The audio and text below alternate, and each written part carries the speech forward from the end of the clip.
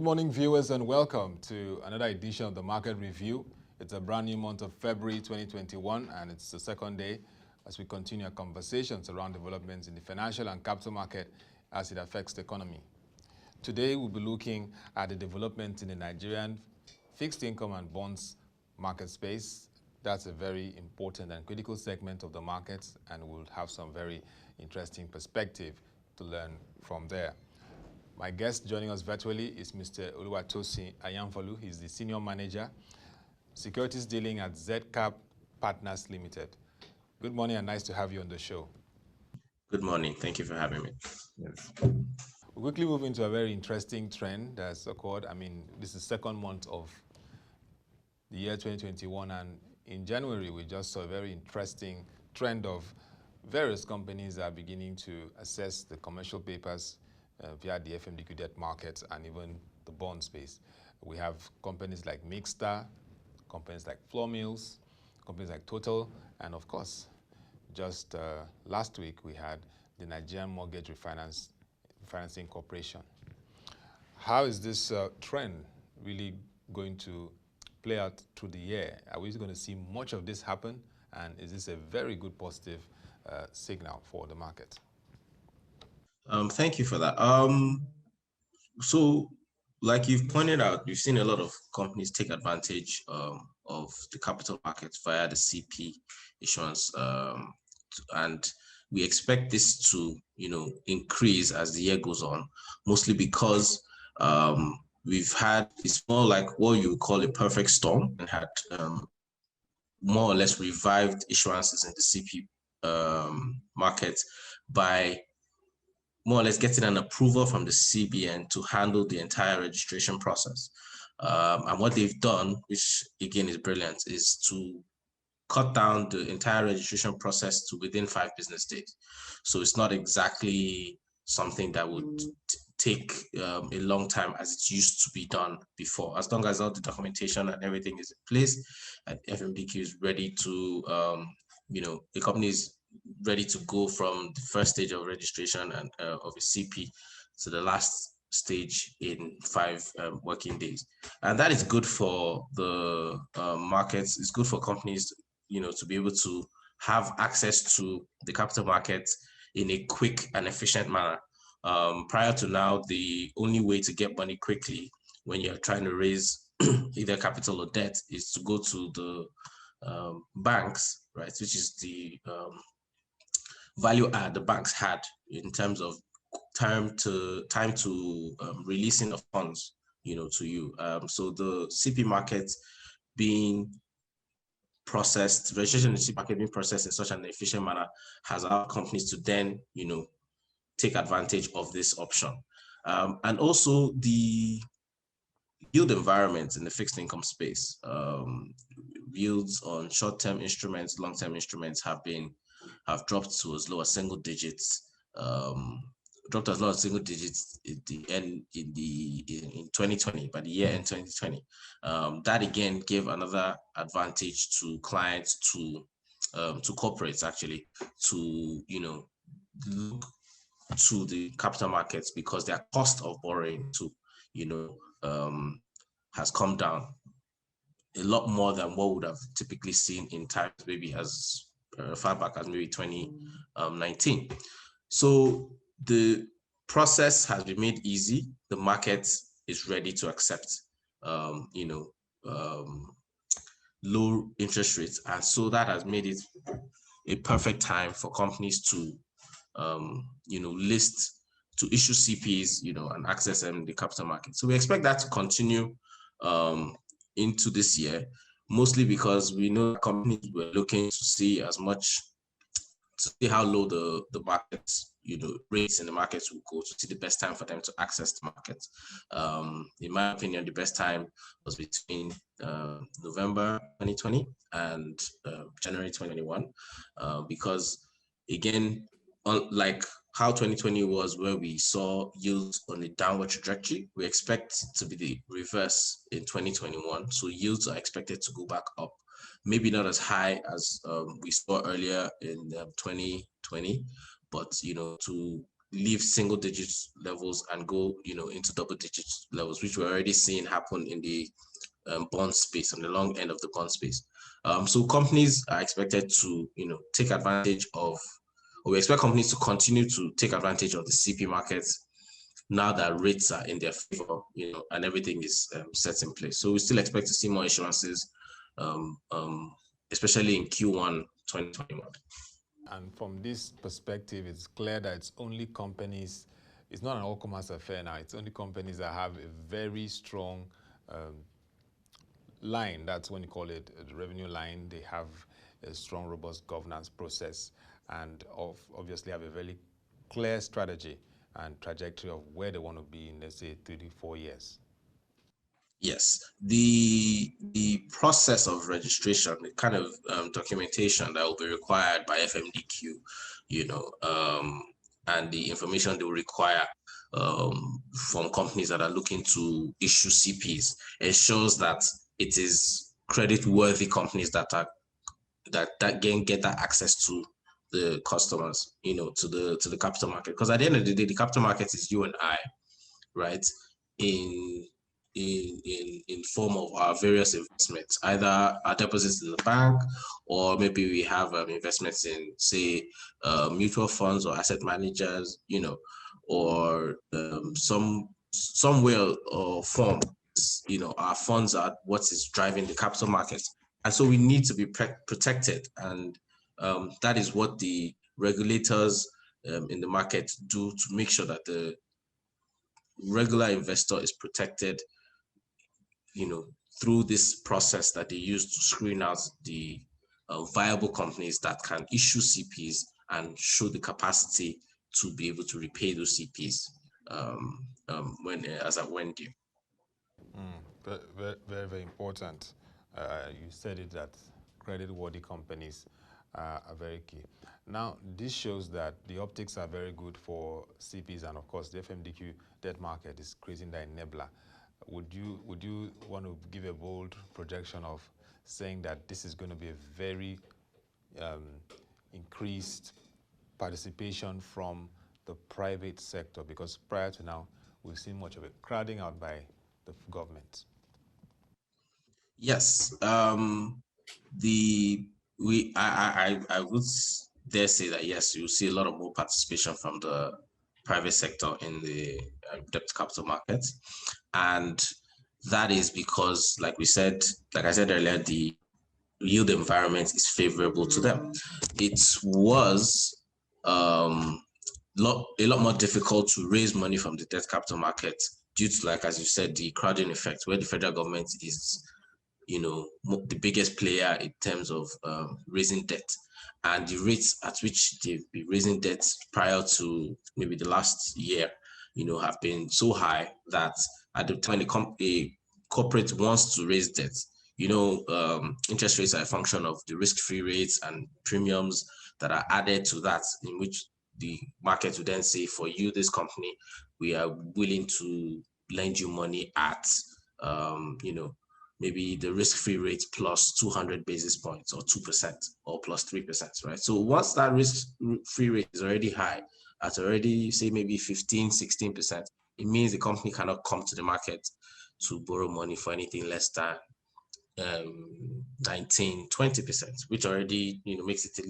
little less attractive for them to access the market. But now that the risk-free rate is low, interest rates, especially at the short end of the market, are single digits, and in say maybe between 1 to 6%, right? And these CPs are usually CPs are usually 270 days and below, so less than a year.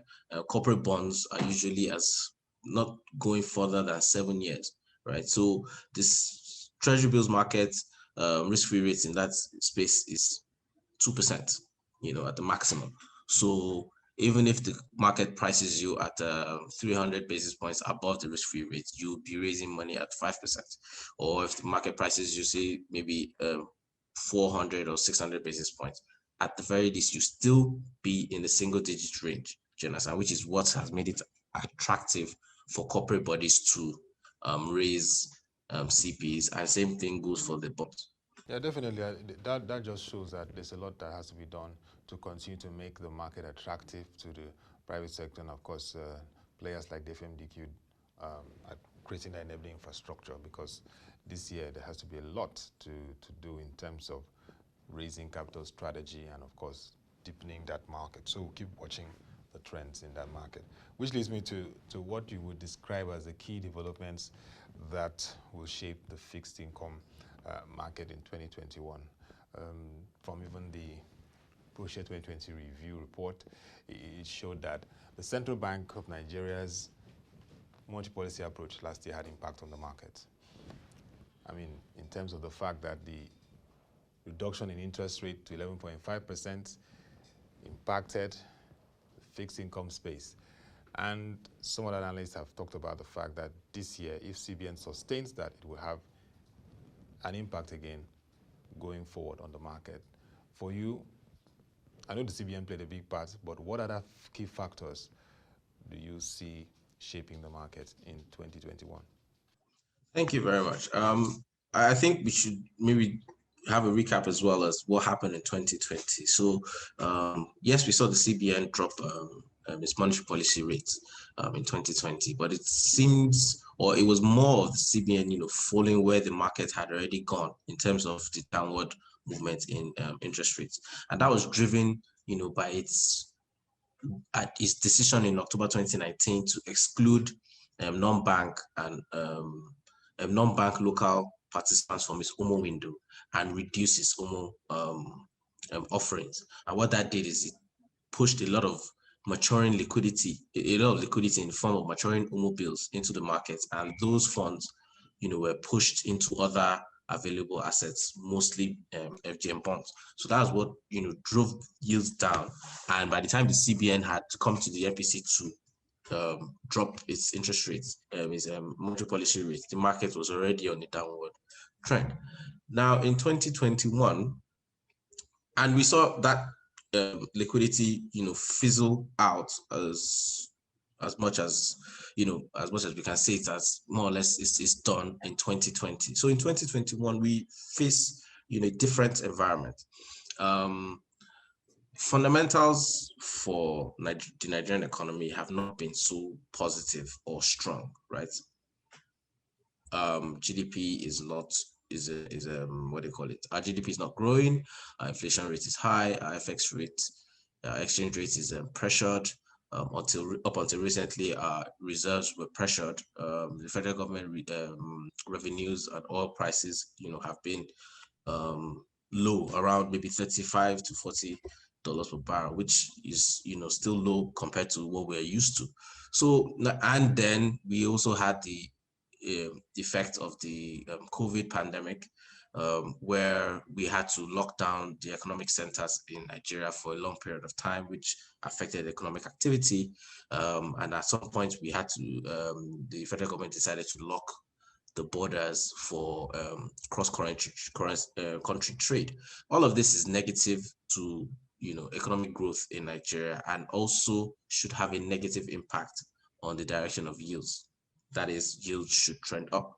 And we thought, therefore, but that couldn't happen in 2020 because there was overwhelming liquidity from institutional investors, and they had to put their money somewhere. So there was continued demand in the fixed income market. In 2021, we think it's a different story, because we're not seeing that much of a positive movement in the same indicators that we're looking at in 2020. And now that liquidity that was pressuring yields downwards in the market is gone.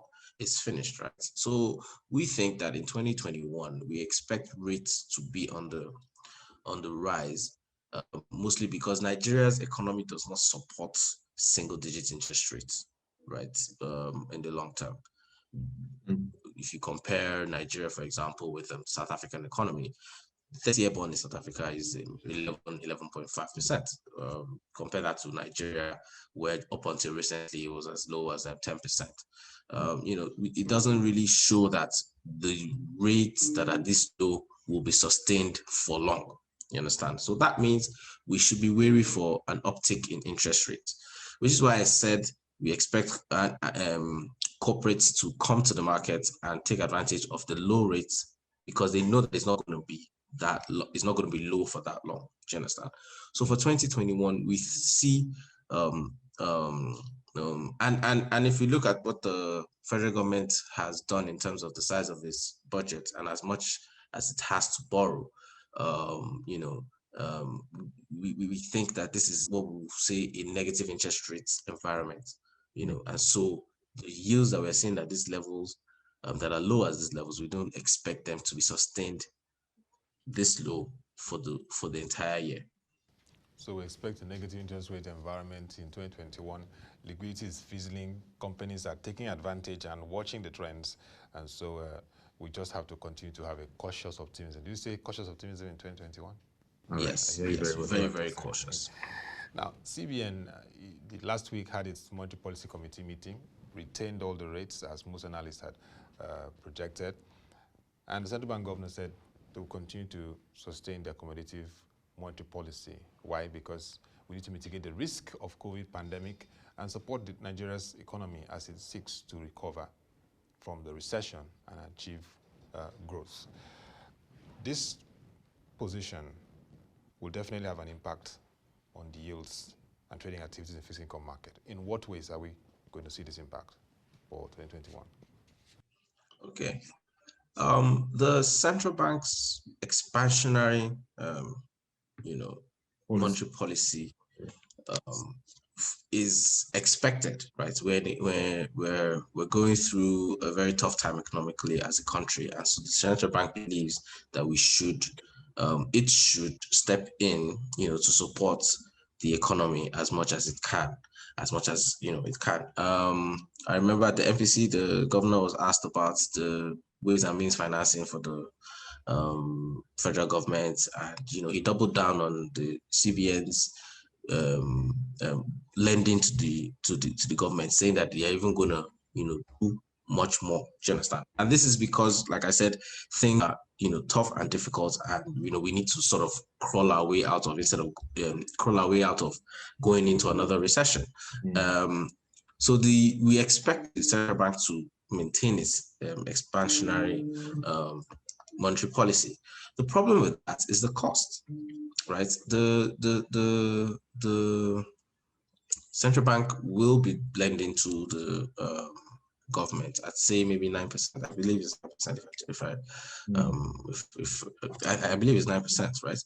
And as such, the central bank has to, it can easily print money, but I think what is more efficient is for it to take out money from maybe the banking system, and then give it to the government. That, would have a negative impact on short-term interest rates, because if you see where banks have to raise funds, to be able to meet up with these debits that they keep getting in the form of CRR from the central bank, they would, gradually become more bullish in, getting out deposits and funds. And what you see is they would have to take up their short-term interest rates.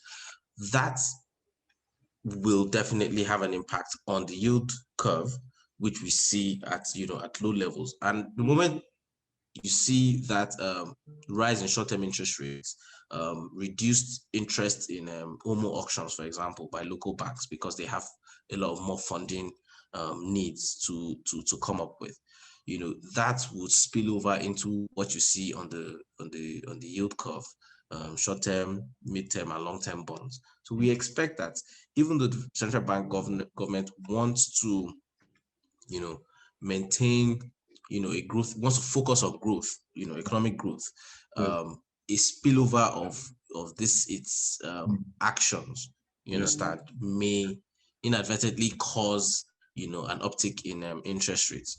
You remember that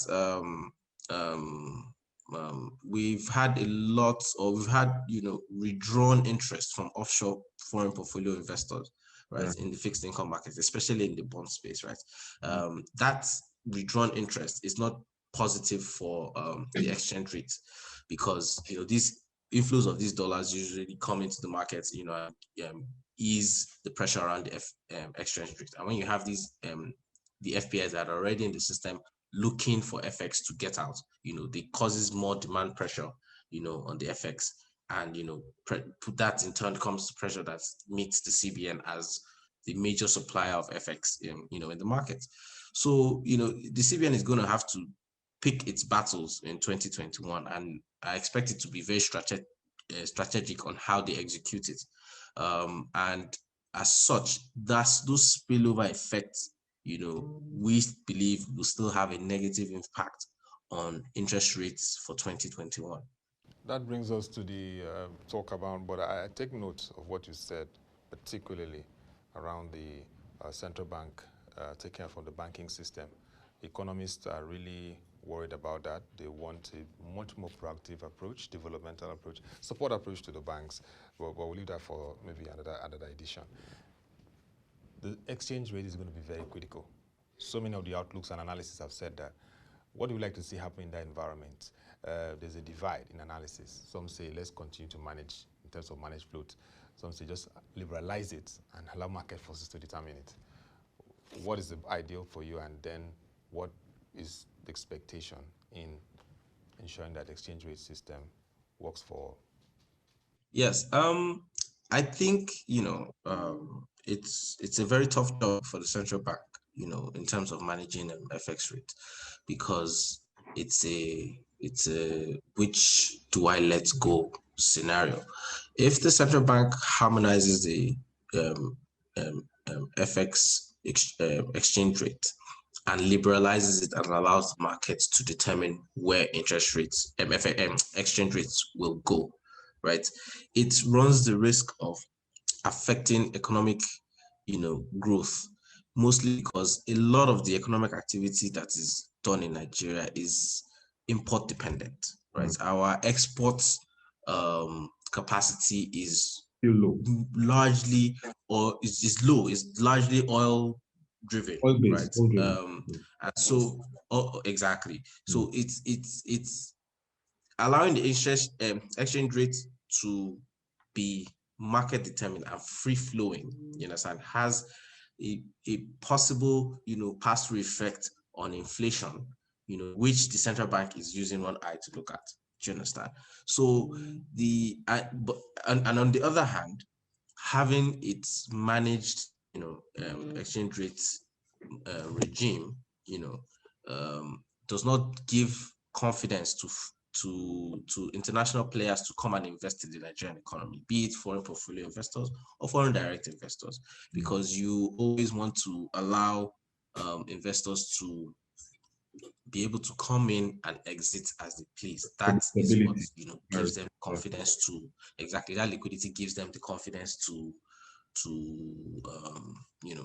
come into the market. So the CBN is in a place where it has to choose between the devil and the deep blue sea. And from the body language of the central bank of now, we still expect that they will continue their managed FX policy for now, mostly because they will be looking at, like I said, the economic effects of harmonizing it. I personally think that it is something we should have bit. It's the bullet we should have bit a long time ago. If you look at our counterparts in Egypt, they did that.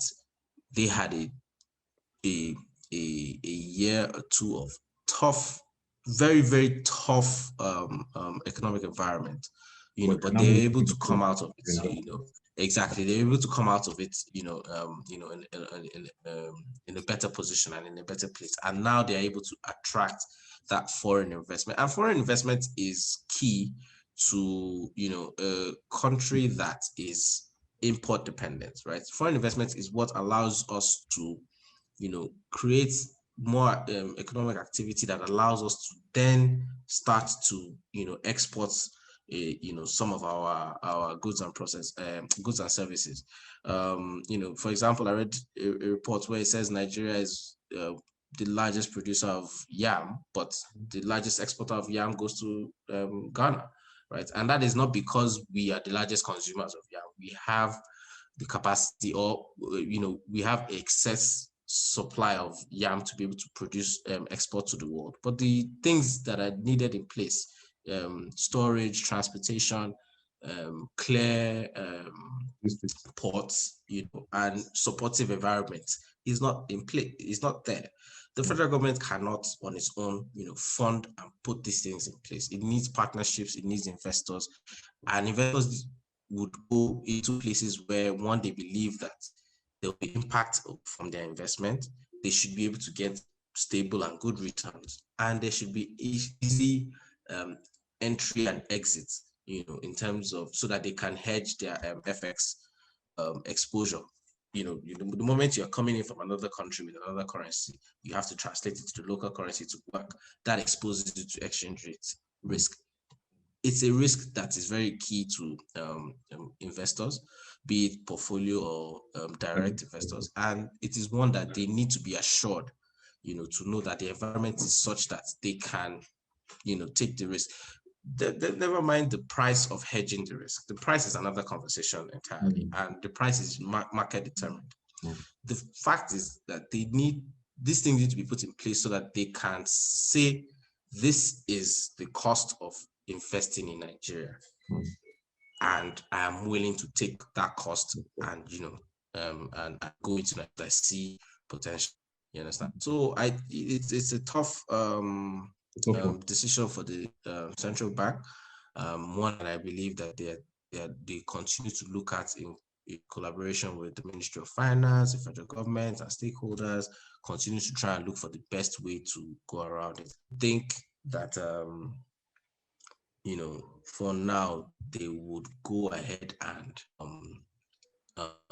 bite the bullet. So they could have done it easily earlier when rates were much lower. There was a time when we were talking about 300 as if that's the dollar, as if it was the end of the world. We're in 500 territory, right? So we need to be able to. I think the central bank needs to be able to have that option, and that's backing, to take that option, that action, and I don't think it yet. So I still expect the managed FX regime to remain in place. We don't envy the position of the CBN governor, quite a challenging phase. We just reason all the best. Well, let's wrap up with the mutual funds. Last year, according to the Pro-Share 2020 review, we saw a 400% growth in terms of the mutual funds market space, and even the bond funds grew by 200%. Would that trajectory continue this year? Do we see much in terms of the growth? Even the NSE report showed trillions of naira growth in that regard. Is that a good spot to sustain positive performance in 2021? Yes, for mutual funds, especially depending on their asset allocation, right? Those who have allocated a lot more assets, towards the equity, towards equities, have benefited from the, would I say, more or less like 3 months boom, right? That we've seen in the all share index. The equities, Nigerian equities market has been on a rise over the past 3 months, right? Although it's a bit of a dip recently, but generally, the direction of the all share index has been upwards. And therefore the equity-based funds have benefited from that rise in prices in equities. The fixed income bond funds also enjoyed capital gains that we have not seen in a long while, and I dare say we probably may not see in another long while, because like we said, yields in 2020 went down. It was more or less one directional, went down as much as 500 basis points. That is huge capital gains for bond funds already in the market. 2021 will be a bit more tricky. Like I said earlier, our view is that rates should be on the uptrend. It is a lot easier, or we notice it's a lot easier for the markets when it's we see a bullish trend, when it's bullish, right, than when it's bearish. What happens is when it's bearish, a lot of participants, pull back from the market. They pull to watch to see what happens. That reduces the liquidity in the markets, makes it a bit more harder to trade, and as such, when yields are on the uptrend, they gap up. They more or less gap. They move up faster than when they're going down. 2021, we expect that to be the case. We expect that negative yield environment to be expect a negative yield environment. Yes. So we expect 2021 to be more of a negative yield environment. And as such, the managers of these funds have to be a bit more careful. They have to be a bit more cautious to ensure that they make, very, very good returns in 2021. The strategy I would think one would want to employ is if you expect yields to go up, to stay short on duration. So you keep your funds in, or your investments in assets that are, close, that have a short tenure to maturity, so that when the rates eventually go up, you can then either at maturity of those assets, or you can sell those assets and then go into the long-term assets at the higher rates. So they need to employ a bit more tact in 2021 than in 2020. 2020 seems to be just one directional, but we'll see a lot of movement in 2021. Even though we expect yields to generally go up, we expect that once yields get to thresholds like we saw recently, yields got to 10.5 at the long end of the market, and then we started to see a bit of more buying, right? Maybe it will now then come back down to 10, maybe 9.9, but obviously we still expect it to get to as high as maybe 11.5, 12 at the end of the year. So what it means is you need to be a bit more active in your investments in 2021. You need to be a bit more cautious to be sure that you're not caught on the wrong side of the yield movement. Just a year to be very cautious, discerning, and tact, like you said, because the fixed income bonds market definitely will experience activities, and the policy side will play a key role from the monetary to fiscal. Thank you very much, Mr. Oluwatosin Ayanfalu, for this very interesting, robust discourse. The Senior Manager, Securities Dealing at Zedcap Partners Limited. We discussed developments in the Nigerian fixed income and bonds market, and hope to have you in subsequent editions as we look at developments in the market in the course of the year. Thank you once again. Thank you. And that'll be all for this edition of the Market Review. To get further updates and developments around the fixed income and bonds markets, log on to our website, www.ProShareNG.com, and on our website, on the right hand of the bar, scroll down, you'll see fixed income and bonds market. You'll see several stories, including analysis that come from Zcrest. It's been an eventful day. Looking forward to very, very active and positive sides from the market. To come your way again, thank you for watching. Have a nice day, and don't forget to stay safe.